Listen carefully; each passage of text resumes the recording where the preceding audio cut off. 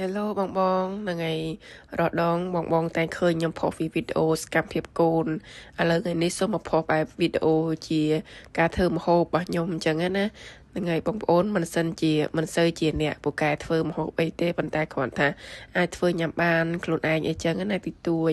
ហើយម្ហូបនេះដែរខ្ញុំចេះមកពីអ៊ំឬក៏មីងខ្ញុំដែលគាត់តែងតែធ្វើញ៉ាំអញ្ចឹងណាបងហៅម្ហូបនេះហៅថាសាច់គោអាំងប៊ឺសម្រាប់បងប្អូនខ្លះគាត់ញ៉ាំសាច់គោអាំងវាដាក់ចក្រានអាំងបងប្អូនហ្នឹងហើយចក្រានអាំងខ្ទះអាំងអីចឹងណាហ្នឹងហើយសម្រាប់ខ្ញុំនេះខ្ញុំសូមដាក់ជាអាលុយមីញ៉ូមវិញចាឲ្យមើលទៅឃើញប្លែកចឹងណាវាអញ្ចឹងបើសិនជាខ្ញុំយកខ្ទះមកដាក់យើងមើលទៅលក្ខណៈមើលទៅដូចវាឆាអញ្ចឹងខ្ញុំដាក់ជាអាលុយមីញ៉ូមអញ្ចឹងទៅហើយលាបជាមួយប៊ឺដាក់ជាមួយសាច់គោខ្ញុំដាក់ជាមួយសាច់គោប្រឡាក់ហើយសាច់គោនេះដែរខ្ញុំប្រឡាក់ជាមួយគ្រឿងហ្នឹងហើយប្រឡាក់ជាមួយគ្រឿងទៅដើម្បីឲ្យវាឈ្ងុយបងប្អូន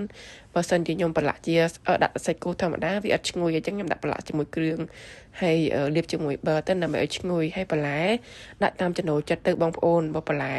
បងចូលចិត្តបន្លែអីដាក់បន្លែហ្នឹងទៅសម្រាប់ខ្ញុំតែម្នាក់ឯងអញ្ចឹងខ្ញុំចូលចិត្តញ៉ាំផ្សិតហើយតកួនខ្ញុំដាក់ផ្សិតហើយនឹងតកួនទៅហើយបងខ្លះចូលចិត្តបន្លែអីដាក់តាមចំណូលចិត្តទៅអញ្ចឹងណាហ្នឹងហើយយើងញ៉ាំទៅមានឈាជាមួយនឹងប៊ីតិចតួចអីចឹងទៅហនុមានអីចឹងទៅក៏